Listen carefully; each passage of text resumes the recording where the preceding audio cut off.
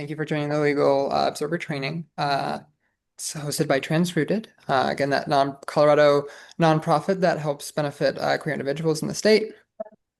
So just a little bit about it. What is a legal observer? So a legal observer is basically an independent witness to document policing governmental conduct at First Amendment protected activities. So that's things like public gatherings, that's things like protests, that's things like marches, that's things like chanting, that's things like any sort of gathering of people or any sort of expression of your First Amendment rights, which are protected under the Constitution. We are there to be neutral, bystander witnesses, and if anything should occur, your evidence and your statements and your testimony could be used in a court of law and could make a huge difference for somebody, whether they are incarcerated for something that they didn't do, or if they are, arrested for whatever reason, because you know how the police are nowadays. They absolutely love to arrest anybody for looking at them the wrong way. And so we are here to be the eyes and ears of accountability. We are here to hold people accountable. We are here to make sure that the truth the truth is told and not what a government or what a police officer or what an ICE agent wants people to think. We are there to share the actual and whole truth. Yeah, so the goal is of legal observers to observe and document police misconduct. By the end of this meeting, you should be able to legally observe safely, effectively, and legally.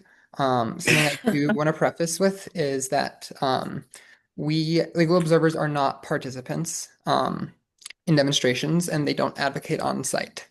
So what that means is you are trying to stay either for example, in the most recent No Kings 2 protest, we had, just for the march, we had people at the very front, and then we had people on the sides in like the middle, then we had people at the back. So legal observers, typically what you're going to see is people at the front are going to be more likely to encounter any sort of police conduct because that is where protesters will be facing like police or any sort of enforcement if anything does occur.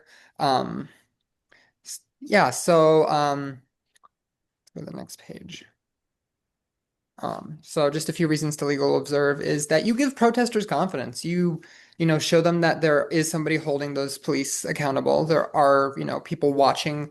It's not just your word against theirs. It's, your word and all the legal observers' words and video and evidence against their word, which definitely helps lean the odds in our favor. It keeps people safe from cops by keeping cops accountable or any sort of government agency accountable. As we can see in modern day, our government and police officers do not have the accountability that they should in any way, shape, or form. And that is something that is concerning to a lot of people. That's something that's concerning to me. And I assume by you being here today, that is something that is concerning to you. So again, I'd like to thank you for being here and for being the eyes and ears of accountability. Um, Another thing is we will be gathering info for defense or lawsuit in case any sort of claims do arise. So what that means is that at the end of it, you will give any sort of evidence that you collected, any sort of writings, any sort of testimony to an evidence custodian, which we will get into later. So another thing is to track arrestees. So if somebody is arrested, if somebody is detained, then you are there to understand what happened. You are there to observe what happens, and you are there to make sure that that person gets the resources and the access to the legal and other outside resources that they need to remain safe while in custody and like while being arrested. So, the rights of legal observers. So, legal observers, compared to the, normal citizen, don't have special rights. But they do have, I will preface this by saying they do have more rights than protesters, slightly more rights than protesters. Why do I say that? Well, If you are a protester and you are on a street or you are marching and it is not a permitted march, right, you can technically be considered as obstructing traffic or creating or yeah, no, obstructing traffic, which is, technically illegal.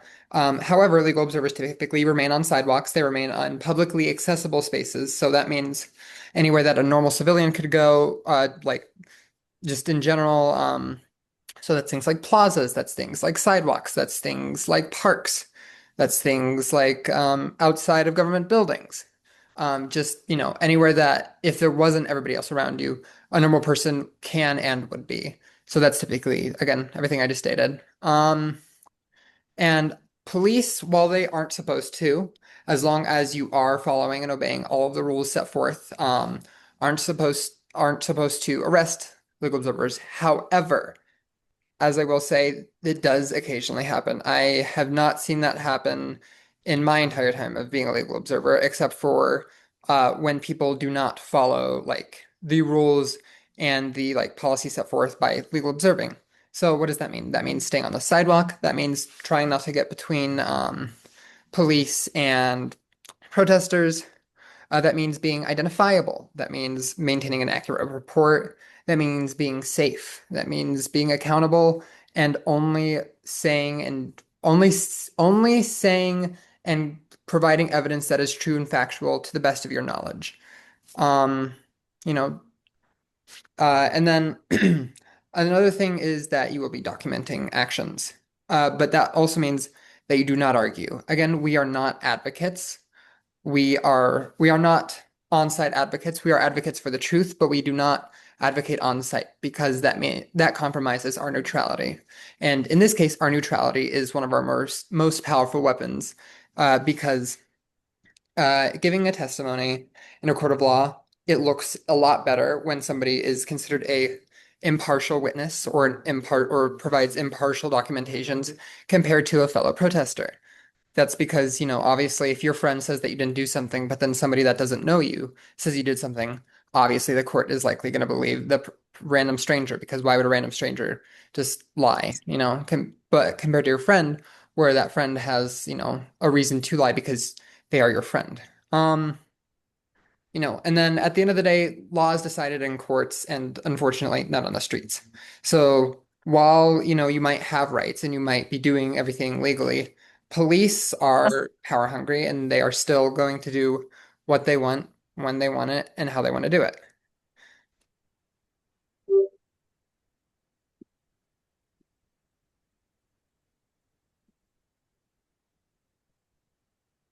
Okay.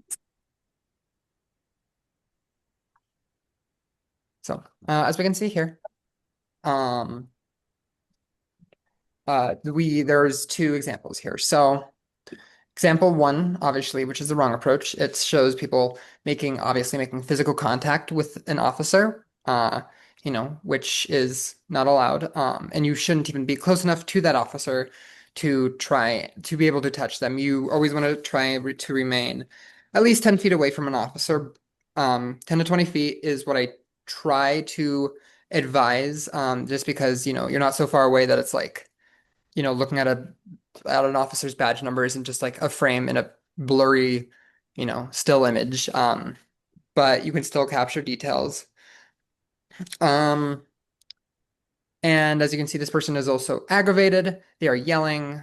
Looks like they're screaming. It looks like they are protesting. Now, as you can see, this person also looks irate. They look angry. They look upset.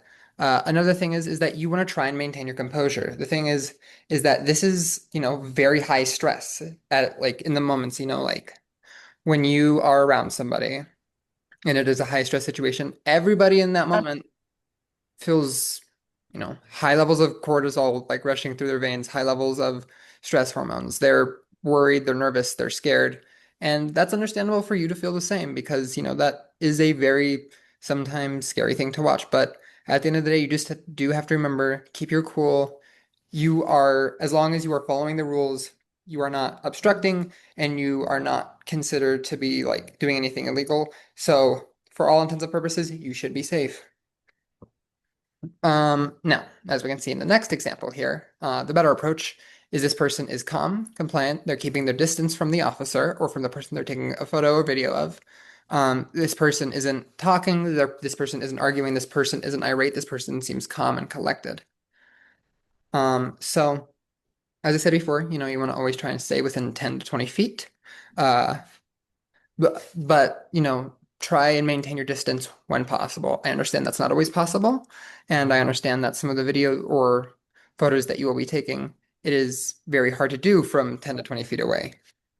Um, that said, just for your safety, if it is possible, try and stay that 10 feet away. So, first off, before I go over this, I just want to say, I just want to go over documentation basics. So, what you usually receive is a form. On that form, it's going to ask you a few things. It's going to ask for the date, the time, and the location. Obviously that's easy enough. What cross street are you on? What time is it? And what is the date? So I could say today I am on Spear and Colfax on November 18th at 5:18 p.m. We would write that in military time. So that's 1700 hours, 1718. So that's military time. So if it's anything after 12 p.m., then you would just add 12 to it. So 1 o'clock would be 1300 hours, or just 1300. 2 o'clock would be 14. 3 o'clock would be 15, etc. And so on, so and so forth. Then you want to get things like the officers, any sort of identifying information on an officer. So that can be things like their badge number, their name, if you, a physical description of them, if you can't get their badge number, or if you can't get their name, just a brief physical description of them, anything that sets them aside. So for example, if Officer Joe has mud smeared across the side of him compared to all the other officers, or Officer Frank here, and Officer Joe is doing something bad, you're going to say Officer Joe has mud smeared down the side of him. Um, and then Officer Joe is approximately 40 years old or whatever, and has a deep voice or yada yada yada. You just want to get any sort of physical description, any sort of description that could be helpful for identifying them later. You also want to uh, if the police, if anything happens, such as violence, threats, they give orders, you're going to want to get those. So, for example, let's just say there is a dispersal order, which is where an officer would say that a gathering is considered unlawful. You would attempt to write down exactly what that officer said at what time, what place, everything before that, and who said it. So, Officer Joe says, and I quote, "This is an unlawful order. You have 5 minutes to comply." What they're supposed to do is they're typically supposed to offer a way for people to get out of the way, a way for people to disperse, um, a reasonable amount of time for them to do so, and safe passage. Um, so you would write down exactly the words that were used. Did they meet those like criteria? And like were warnings given before? Were other orders given like during or after? Was there a contradictory statement where an officer just says, "Oh, don't move," or "Oh, stop running," even though they've given that dispersal order? Then you document that.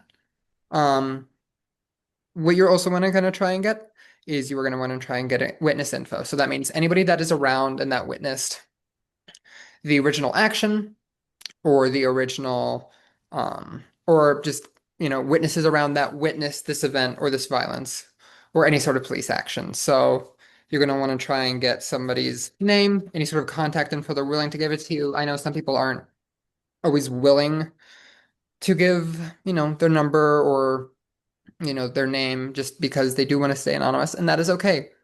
What you're going to try and do is you're going to try and get a brief description of the person. So, um, you know, thing one and thing two, thing one has blue hair, approximately 4'3", lives with like a cat in a hat, for example. But just you want to give like a brief description of what that person looks like, and any sort of identifying information that could be useful to identify that person they, in case that person needs to be called as a witness or give their testimony or any sort of claims arise in the future. Okay, so gear. Something you're always going to have is a notebook, and pens. I say pens because I remember on my first legal observer, like being a legal observer, I brought a single pencil and a single pen. I lost both. And it's not really helpful if you lose the thing that you are taking notes with or that you are trying to document things with. So that is why I say bring at least, I would say two or three. Try to keep it pens though. Pencils are typically not great because those can be altered, things can be erased. You're going to want to try and keep a pen on you. Pens, again, I would keep multiple. Notebooks, if you have them, they're going to want to be waterproof. They're going to want to have something hard to write on. So, like, for example, I have this notebook for my classroom. It has a plastic cover, so it makes it easy to write on. There's like a manila envelope on the inside so that I can write easier on it. Just because, it's not really easy to write on a floppy piece of paper. Um, Another thing you're going to have is some sort of watch or timekeeping device. Nice thing about modern day phones is that they are basically a watch and whatever else you can name of. I could probably go on for hours, but a phone does, also can also be considered a watch in this case, just because it does constantly have that, time on it. It's also good to have because then you can take videos, you can take photos, and uh, what is the saying? A photo speaks a thousand words, um, something along those lines. And with that said, obviously something is going to be a lot more compelling when somebody can see a photo or a video compared to somebody just telling somebody else or telling a jury that X, Y, and Z happened. That jury is going to be a lot more compelled, a lot more like forthcoming if they see a video or if they see a photo. Another thing to do is to bring any sort of hat or armband or vest. I know at the most recent No Kings protest, vests were provided with legal observers on the back. You just do want to identify yourself, just so that in case the police, you don't want to get mixed up with the protesters with the police because technically you are there legally observing. That is, in the name. You are a legal observer. And if you're wearing that, you can show, hey, I'm not technically a part of this protest. I'm just legally observing, and the police shouldn't mess with you. Again, that is sometimes the case where they do, but it is very rare, and it is much more rare than a protester getting arrested. Um, Optional is like, just a dedicated camera, um, and a recorder. We don't really need those as much anymore because we have these nice things called phones now. And those can take photos, those can take videos, those can record. And so, that's pretty nice. So again, if you do want to bring in a camera that does have like, higher zoom, or you just want to have a camera, I would recommend, don't bring grandpa's not hand me down, but heirloom camera because things get messy. Maybe it's raining, maybe there's mud, maybe there's tear gas. You don't want to get grandpa's heirloom um like camera, covered in tear gas. That's not pleasant, believe me.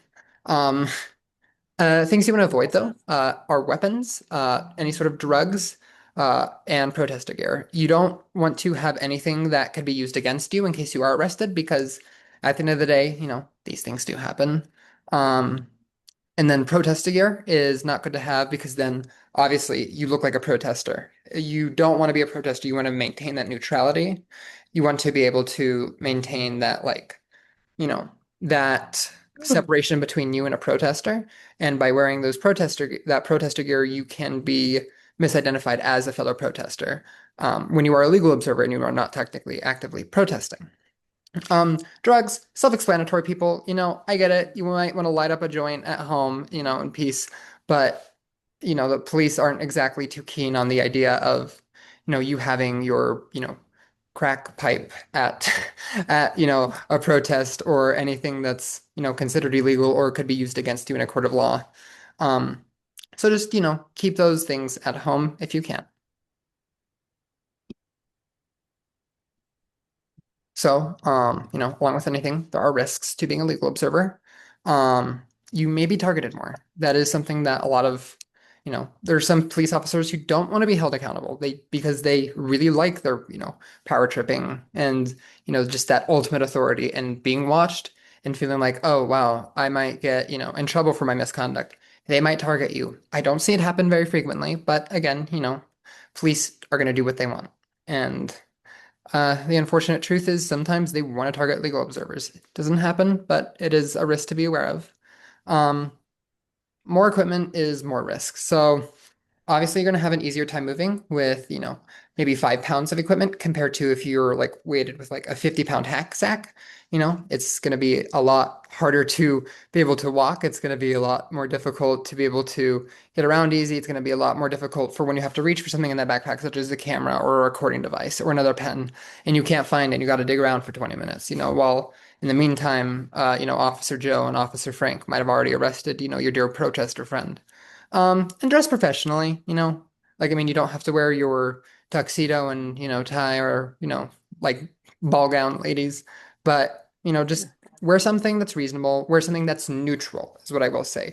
Again, our neutrality is one of the most powerful weapons that we can have during these times. Um, just because you do want to be considered a neutral observer and you want to be able to give that statement or like you want to be able to go in front of a jury and say that, hey, I wasn't part of this protest, I was just legally observing. So just some tips. Watch cops, not protesters. I get it. There are some protesters who are a little more wild than others. However, we aren't there to, record their misconduct. We aren't there to record them doing bad stuff. We aren't there to record them. We are there to record any sort of, police encounters because with all the, resources and money that the police or ICE have, the odds are, stacked up against those protesters at times because they have things like traffic cameras, they have things like body cameras, they have things like people recording on their side. So, don't give them more ammunition to use against us. Um, Share your documentation with the legal team. So, as I mentioned before, there is a evidence custodian. You will be briefed on who that evidence custodian will be. Typically, it's either the head legal observer or somebody that volunteers. What is an evidence custodian, you may ask? An evidence custodian is somebody who holds on to evidence for long periods of time. If a typically just in case any sort of claims arise or any sort of charges are pressed against any sort of protesters or anybody that you're legally observing, that person can easily transmit it to their legal defense team. That legal defense team can use it and get, contact info and witness testimony and help that person, uh, exercise their right to a fair trial. Um, which isn't always the case, but you are helping to tip the scales into their favor. Another tip, video is powerful. So, like if a photo can speak 1,000 words, then how many words does a video speak? We don't know. A lot, though, is what I can say. And obviously, a still frame of somebody getting, like put into a pain compliance hold or somebody getting, attacked or beaten by a cop, obviously a photo is not going to show the intensity or like the severity of what occurred. So a photo is not going to show the intensity, but a video will show that intensity and will be more impactful and meaningful to a jury or to a judge or to, people who are concerned about that person. And it helps, give the truth. The truth is power, and by giving that, we are helping that person by advocating for the truth and advocating, for what is right. Um, some other tips is, just don't chant, don't argue, don't engage with police unless you absolutely have to. That's only things like asking for their name, asking for their badge number, asking like to repeat their orders if you didn't get them, stuff like that. Be visible, wear a vest, wear a hat that says you're a legal observer, wear an armband even, write legal observer on you if you'd like, but be identifiable in a crowd. Be able to say that you are a legal observer, you are not a fellow protester. Um, be accurate. Do not lie.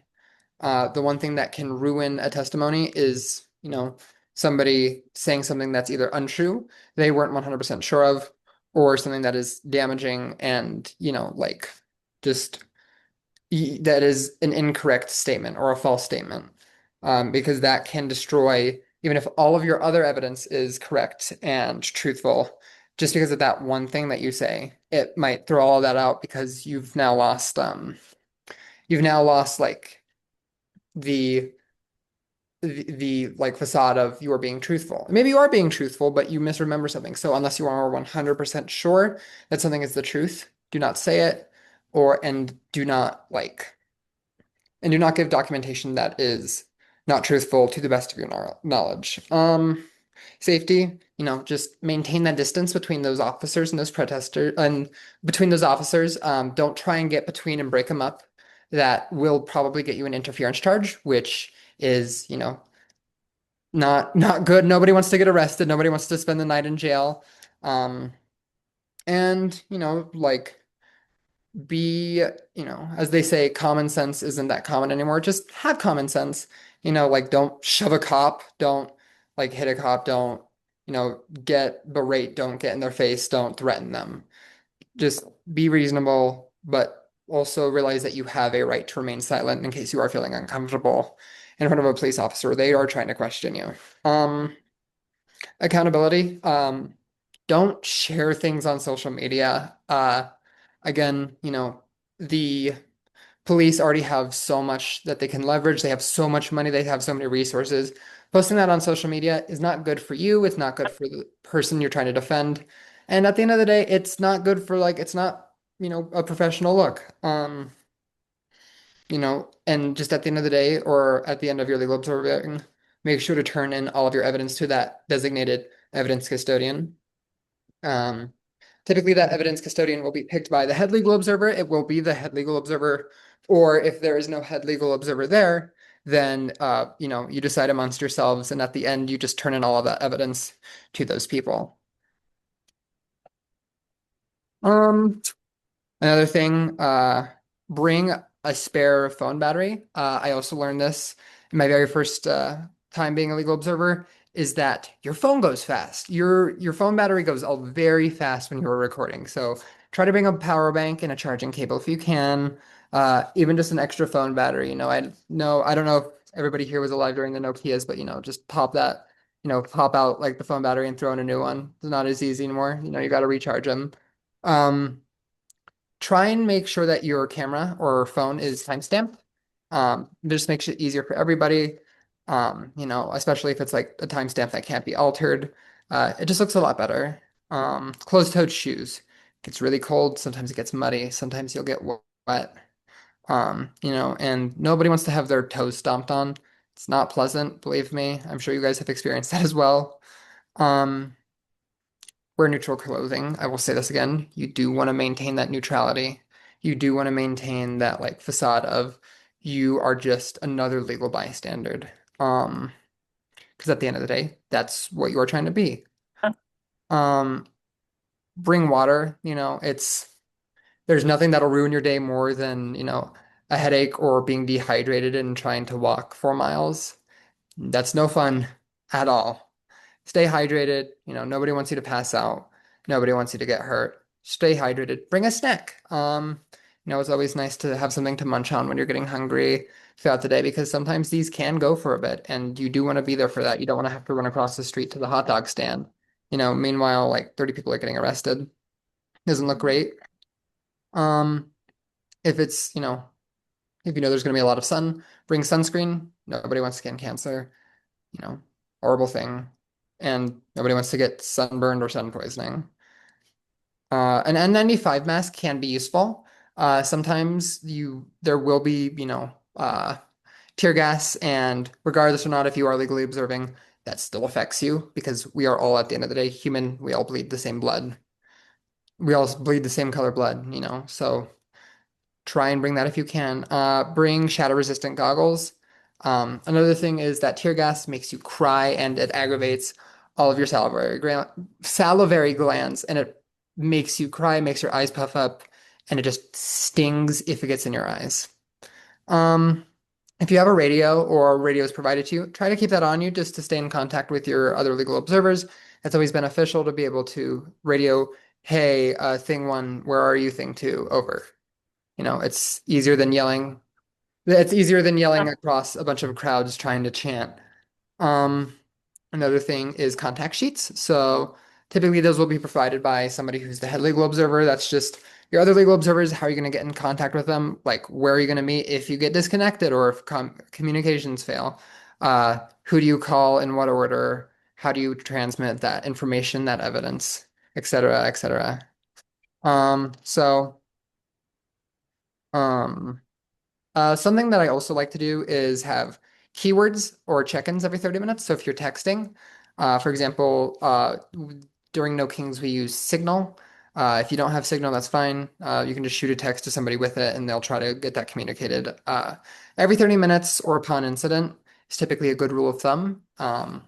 Just because, if somebody doesn't respond for multiple hours on end, it's not exactly reassuring. And if you don't know where that person is, that can, cause a lot of distress.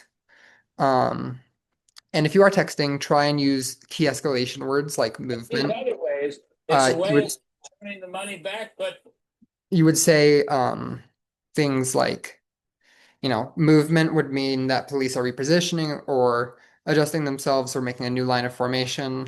Arrest would be for detention, any sort of citation, any sort of physical restraint, any sort of arrest. Um, yeah. Force is the use of a baton, any sort of chemical agents or sprays. So that's tear gas, that's mace, et cetera, et cetera.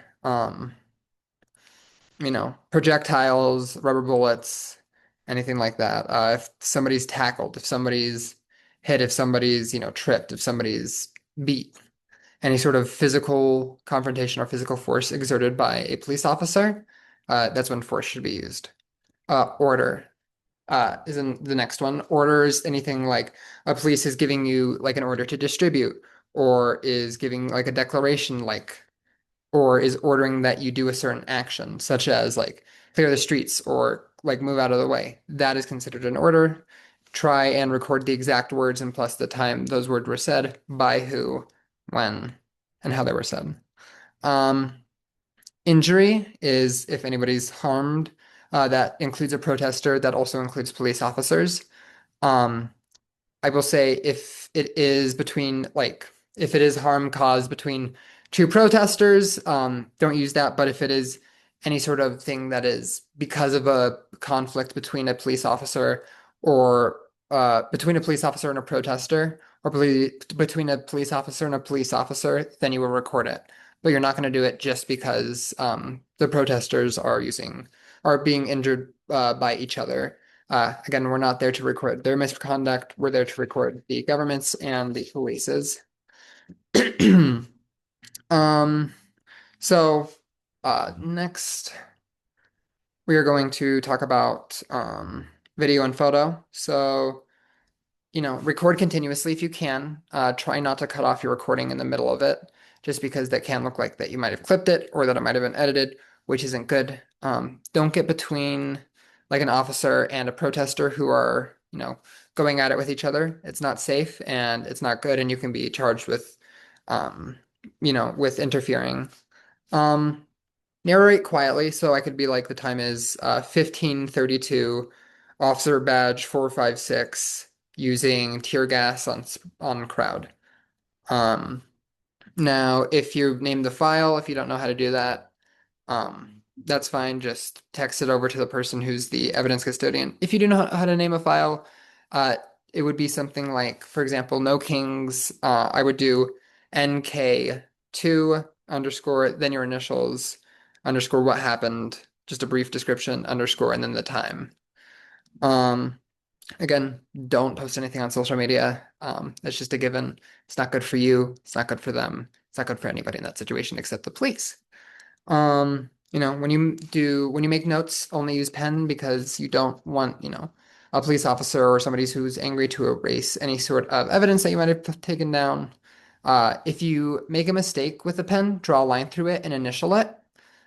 Just do that so you know that, it's you, like they know that it's you. You're the one that is, getting rid of that. It's not a police officer. It's not somebody who's angry. It's you. Try to keep each page number and dated.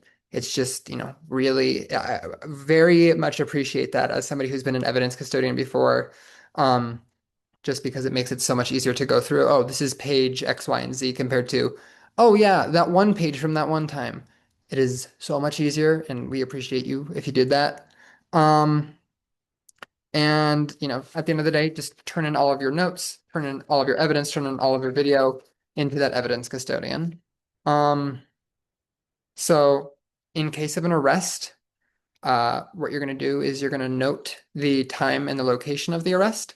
So, let's say a person in a red hoodie, black pants, arrested by Officer Joe Schmo, badge number 456, on the cross streets of Broadway and Colfax. You're going to use like what happened where they just handcuffed, where they like, put in a pain compliance hold, where they beat, where they maced, what happened afterwards. Ask people around you, any sort of witnesses for their contact and their names if it's safe to do so. Um, Aurora, yes. they say it looks like the slides are not advancing. You still got tips up on the screen. Oh, yeah, I'm just Oh, going, okay. yeah. And again, if you guys have any questions, we will go over them um at the end here, which, just bear with me, we're almost done. But we're almost to the Q&A part, which for anybody that has questions, we'll get this answered. Um, and then report that immediately to the headquarters after you get the witnesses and names, if it's safe to do so. And then don't edit any sort of footage or videos that you might have. Try to keep those logged or a note written about where is that being kept? Who was it transmitted to? When was it transmitted? Uh, what happened, basically. And then at the end of the day, biggest things to stay safe are don't block police operations or any sort of teams. Um, keep your hands visible and avoid sudden movements near officers. Work in pairs when possible. This is really good. One voice is definitely better than two. And, two people, giving testimony or bearing witness is definitely a lot more convincing than just one person. Um, Monitor personal needs, like we don't want you passing out at the end of the day. We don't want you getting hurt. We don't want you overexerting yourself. We don't want you getting too dehydrated. We don't want you getting a heat stroke. If you need to take a break, it's okay. Take a breath, sit down, realign yourself, recognize those needs, because at the end of the day, we need you to be okay to help others be okay. Um, and if, you feel unsafe at any time, feel free to get back. Feel free to step away. Your safety is the most important thing. Yeah, and now we can move on to the questions portion. Um, All right. and I've got a list of questions from the chat. All right. The first one was from Barbara in Colorado Springs. She said, I've never seen a legal observer at an event. She was told when she went through training 5 years ago that an observer had to be requested, that they wear a green hat to be identified. Are these things still true? that's Um, that's a great question. So the green hat is typically associated with the National Lawyers Guild. That is what I will say is the biggest legal observer trainer. However, in the state of Colorado, the Colorado charter, and I know the Denver charter is no longer is rather inactive and doesn't really host legal observer trainings, which is why, we're out here doing this just because there needs to be more people informed on how to do this, how to do it safely, how to do it effectively. Um, and next question. What was the other question? I'm sorry. Sure. The second question was, she was told that legal observers wear a green hat to be identified. Is that true? So it can be if you would like it to be. So, for example, I have a like just an orange vest written on the back in Sharpie Legal Observer. that's perfectly fine. You just want to identify yourself as a legal observer. The green hat is like synonymous with the National Lawyers Guild, which is again one of the biggest legal observers, but just because Colorado doesn't have a big following of that and they don't really do trainings anymore, you don't have to wear a green hat. If you have one that says that, great, wear it if you'd like. But you just want to be able to be identifiable. So you can wear a green hat, you can wear an orange hat, you can wear a black hat. Just make sure that it has some sort of identifying info, such as legal observer or legally observing, stuff that just identifies you from a protester. All right. And then a couple of people requested the slides. Do you send those out afterward? Yeah, I can do that.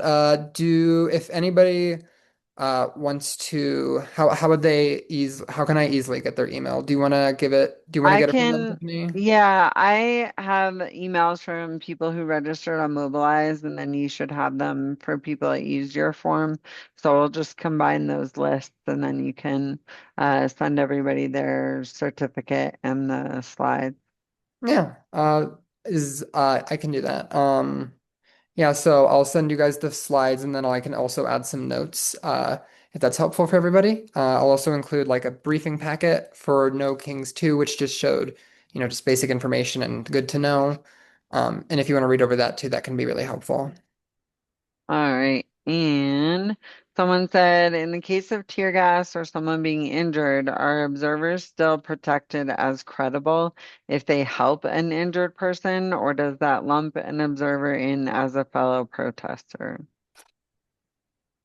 That's a great question, and that is a question that I feel like is more of like at the end of the day, it is your choice. Nobody is forcing you to be a legal observer. I would say as long as you are, helping that person as any like, good Samaritan or normal civilian would, no, you're not compromising your neutrality. You are just helping a fellow human who is, in need of help or is in pain or, needs medical attention, getting to somewhere that does, always err on the side of life. Um, while being a legal observer is good, trying to make sure that people stay alive and stay safe is even better. Because that is at the end of the day what we're doing. We're trying to make sure that these people stay safe and that their civil liberties are protected. But at the end of the day, our safety is one of the most important things. So I would say if somebody is injured and you know how to render aid, render aid. If you don't, call out for help, call out for a doctor, call out for anybody that knows that has medical knowledge. Typically, there will be medics at larger events. If you can call out medic, do that, and get somebody who's certified, like an EMT, to do so and help them. But if there's no one around, that does happen, and you know how to like render aid to that person, I would absolutely encourage you to do so. And that does not compromise you as, being neutral because you are just helping a fellow human as any good Samaritan would. All right. Do you see any conflict in being part of the local indivisible safety group and the legal observer designation? I'm assuming they mean like safety marshals. Like, can you be both a safety marshal and a legal observer at a protest? No, you cannot because safety marshals are considered to be participants in a protest. Legal observers are, I'm going to use air quotes here, not part of the protest. They are just, people who are legally observing, who are trying to remain neutral in that. And by taking on more than that role, you are then considered participating actively. So your neutrality is then compromised. And again, while I understand some of you may feel like very pulled to protest and to advocate for yourself, and I implore you to do so. I encourage you to exercise your First Amendment right, but but if you do that and be a legal observer at the same time, it compromises your neutrality. All right. I think another way to read that question might be, is it okay if I'm part of an indivisible group or another group, and then I go to a protest and I just play the role of legal observer? Is that okay, even though I'm part of a group outside of the protest? As long as you're not participating or like you're not filling another role in that protest or you're not protesting during that protest, that's perfectly fine. The internet sort of makes it so that, if you've ever posted on the internet, most of the time your thoughts aren't going to be private, just because you're one person or another. Everybody has their political affiliations, and people are going to find that out if you post anything political. So I feel like if I said no to that, it would, get rid of half of the pool of people here. And Yeah. also, just at the end of the day, as long as you are maintaining neutrality during that event, that is perfectly fine. You can do that no matter what group you are in. Just make sure that you're not mixing that at make sure you're not mixing being a legal observer and, for example, being a safety marshal at the same protest. You can do them. You can be a legal observer at one protest and a safety marshal at another, but you can't do them at the same protest. All right. Um, are body cams a good idea? That's a great idea. And yes, if you want to wear a body cam, I know not everybody can afford it, and that's perfectly okay. But if you want to and you have one, and you can do so safely, I would absolutely implore you to do so. I would encourage it heavily. Yes. All right. And next question is, what do you recommend as a response when they will not give you their name, badge number, or warrant info? This person was in this situation that week in Pennsylvania. Right. So again, unfortunately, we're also seeing this widespread with ICE is that when you ask for that identifying information, they refuse to provide it or they just ignore you and they don't do so. Um, that is why doing something like, providing a brief description of what the person looks like, Officer Joe is, or Officer Unknown is, 6'3", approximately 270 pounds, late 50s, early 40s, has a deep voice, has brown hair, et cetera, et cetera. Just identifying informations is what we need. I understand it's hard, especially with ICE now, wearing those face masks. But, any sort of identifying information, whether that be a patch, whether that be a hat, whether that be just a hair color, that, whatever you can get is perfectly fine, just as long as you try and get something to the best of your ability. Okay. Someone said they are concerned about the instruction to not document protest or misconduct. If someone is trying to undermine a nonviolent protest, they want to be able to record it.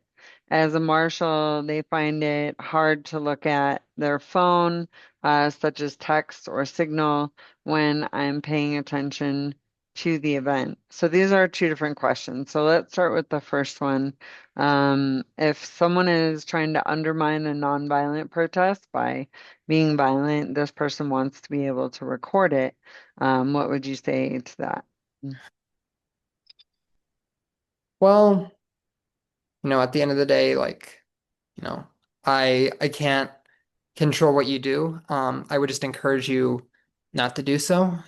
Where emotions are high, and I get it. You want to defend people, you want to advocate for people who, are on your side, who are, who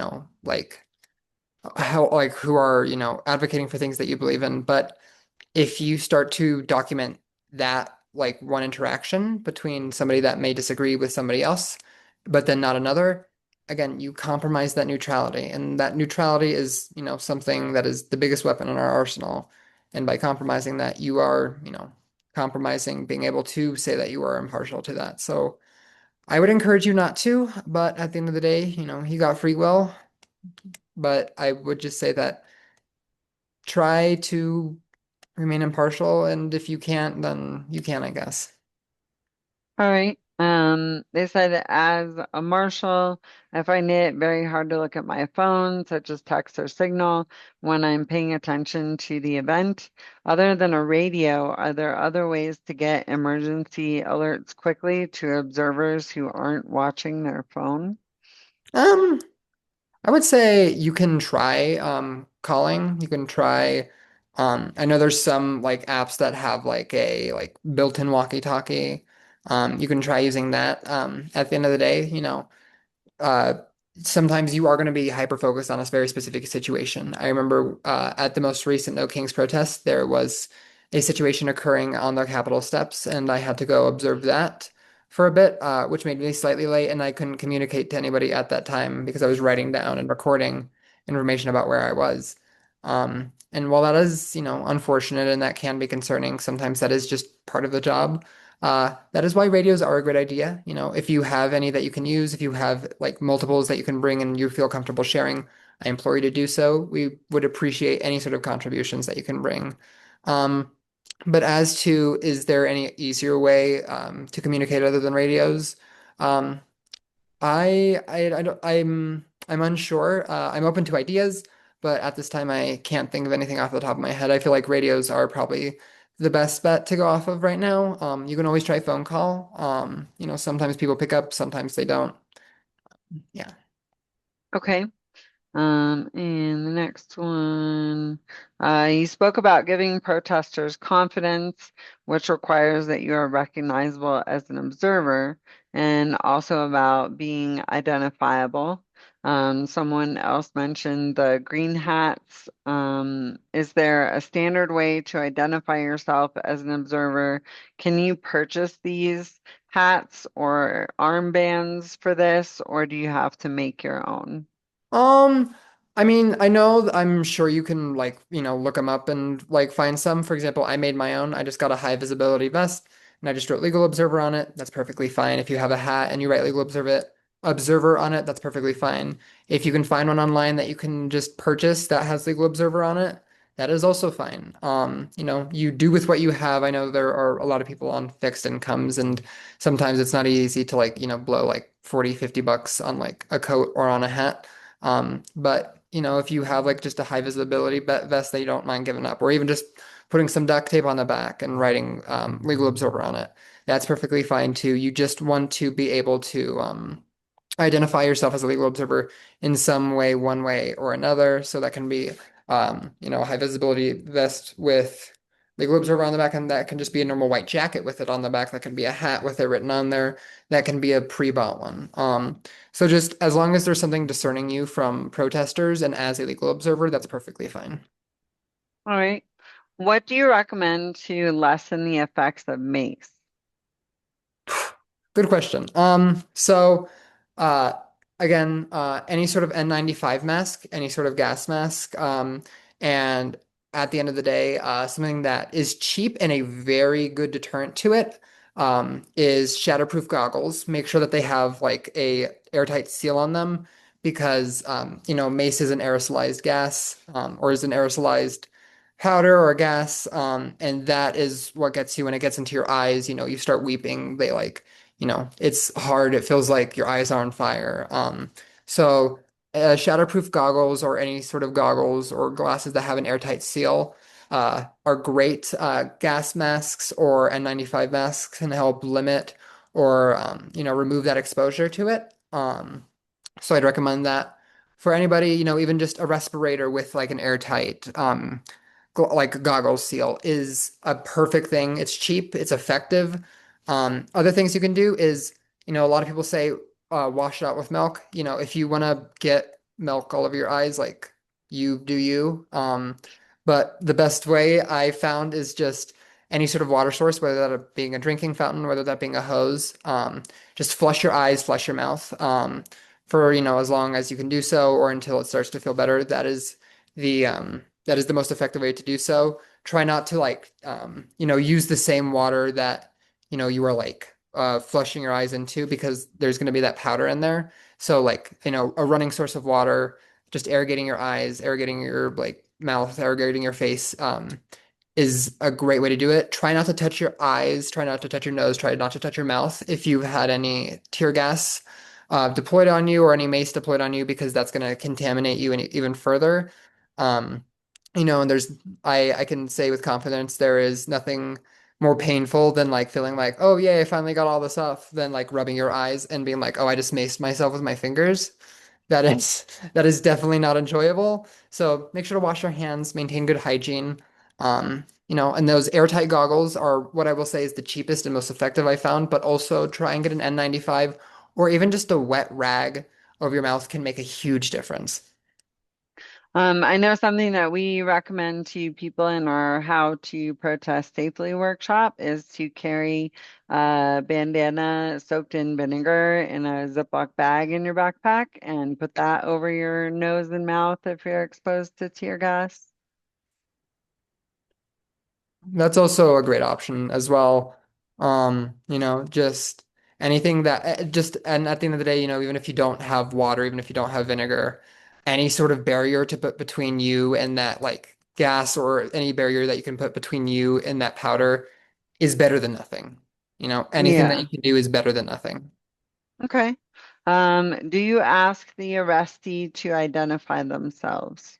Yes, you do. You ask for their name, and like if they need, their contact information, and if they want you to contact anybody, such as a lawyer, such as their family, such as, like a contact that you can call and help them.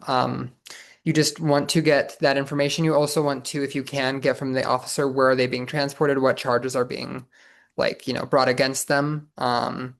And any sort of other information that the officer is willing to give. You're going to also want to get the officer's name and badge number, and any sort of identifying descriptions if they refuse to give them to you. But if that person can't answer or if that person is agitated, just a brief description where it occurred, the arresting officer's information if you can get it, or a description. So yeah. All right. How do we find or identify the head legal observer? Typically, the head legal observer will identify themselves. I'm very loud. And, sometimes, if there's somebody who has more experience or if there's somebody that, wants to be that or volunteers to be that head legal observer, you can decide that within that group. I know there's going to be a rapid Oh, response I'm team sorry. developing soon. And so with that, there can be people who are like, there can be people who can, like, elect themselves or volunteer to be a legal observer.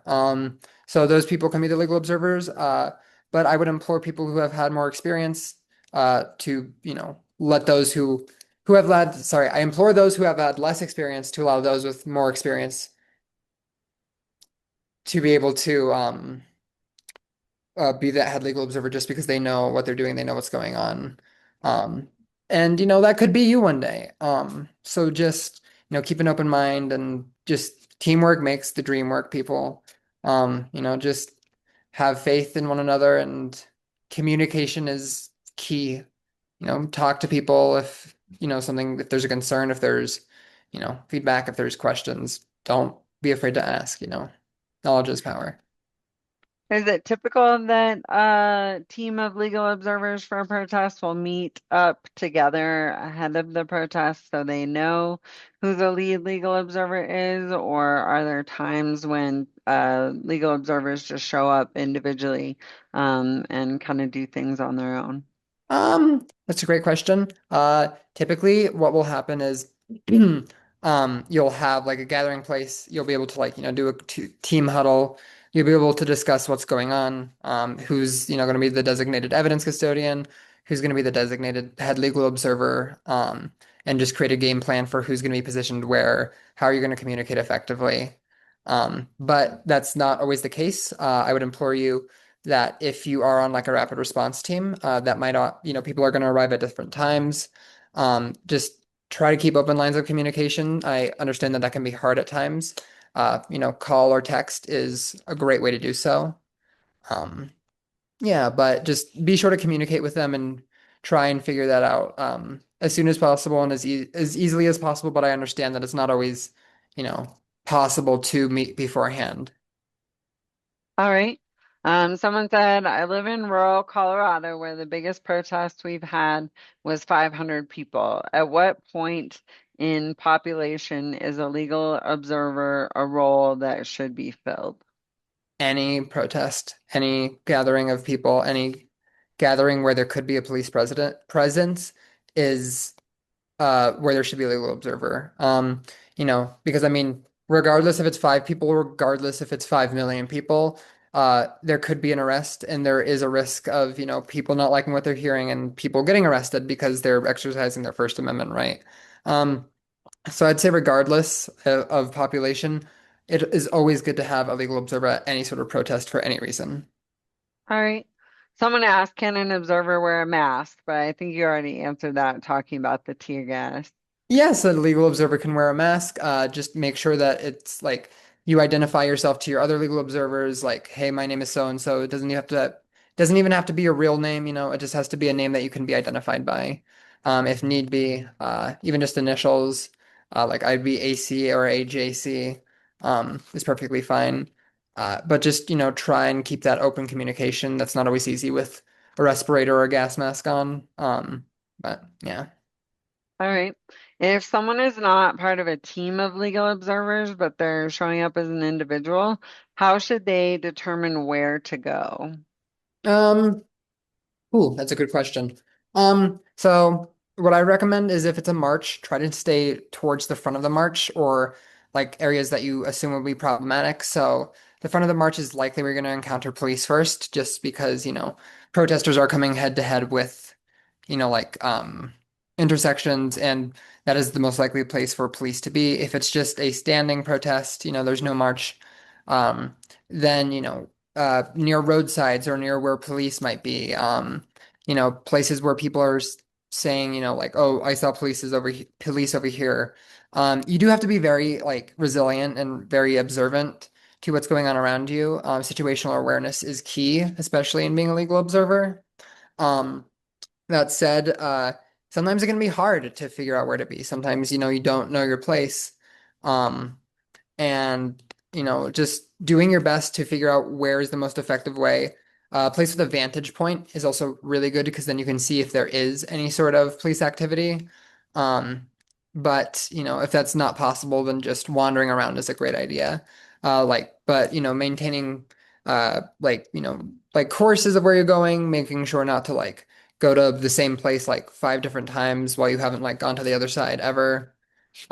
Just try and create like, patterns, try to be able to spread out easily, try to be able to like, get a good vantage and be situationally aware.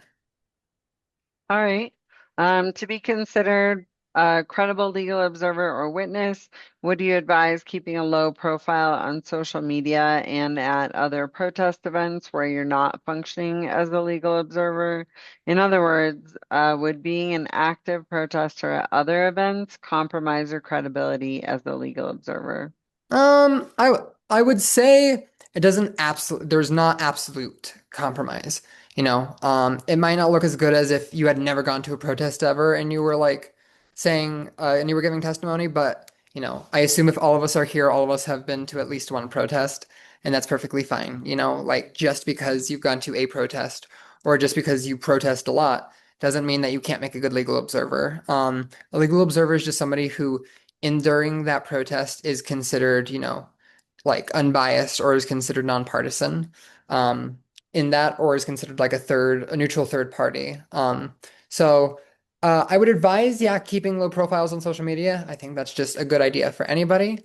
But if you are posting things if about political stuff, if you are, active in the like protesting community, that's perfectly fine. And that's no reason why you couldn't be a legal observer. So I would say yes and no. If you feel like if you feel like you're willing to be able to like keep a more low profile or not go to more events, that's, better. You are keeping a more low profile. But even if you do protest at other events, that is perfectly fine and you can still be a legal observer. Okay. And the next question John asked, what about counter protesters, documentation, etc.? If you need more details, maybe John can come off of mute and elaborate. Yeah. John, do you want to elaborate? Well, I was just thinking, and my name's Elisa. Sorry, I'm using my husband's. Oh, No, you're totally fine. Yeah, just wondering about, we've had threats of counter protesters here in Missoula, and what you recommend in terms of documentation of that kind of activity. Yeah, that's a great question. I think I might have briefly touched on this, but I'm happy to go over it again. Sometimes, again, why we're there is to be a neutral third party.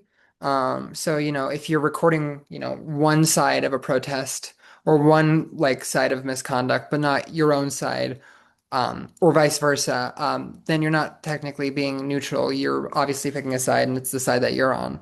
A legal observer is just there to legally observe police, police action, governmental action, not to observe protest or misconduct, regardless if that be people who agree with your opinion or people who disagree with your opinion, because you then lose your neutrality if film one but not the other.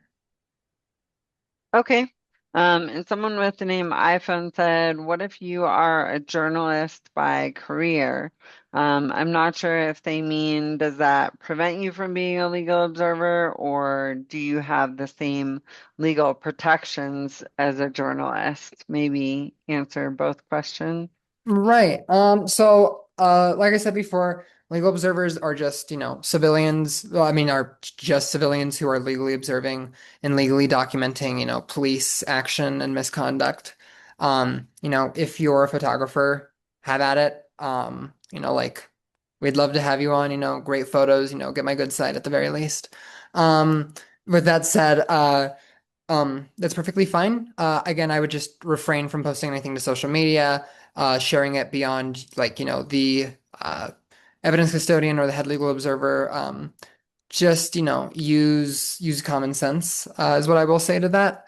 That's perfectly fine if you're a journalist by trade, um, just as long as you are trying to maintain that neutrality throughout that protest. Okay. That's it for the questions in the chat.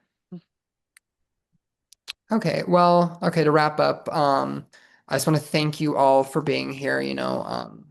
You again are the eyes and ears of accountability. You are definitely creating a safer place. You are creating a safer protest. You are creating more accountability in the world, and we need more people like you. Um, with that said, TransRooted is a nonprofit, and we, want to continue to engage with the community. However, that, does require time and money. Uh, if you can, we would greatly appreciate any donations. Whether that be, just a one-time donation like now, or whether that, or, preferably a continuous monthly donation, we would be eternally grateful so we can continue to provide services like this. There's a QR code in the corner here. If you want to scan that, that should take you to a link where you can donate money.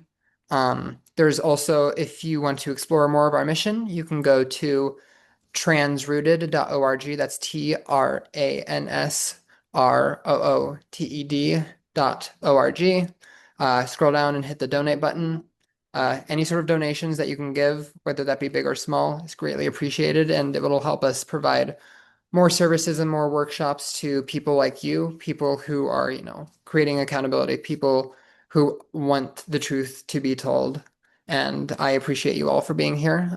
You should have your certificate and the other in the slide copy of the slideshows emailed to you within the week. Bear with me as there's a lot of you, and I will get through to as many of you as I can as fast as possible. If there are any last minute questions, now's the time to ask them. Otherwise, again, I implore you to donate. We greatly appreciate it if you can.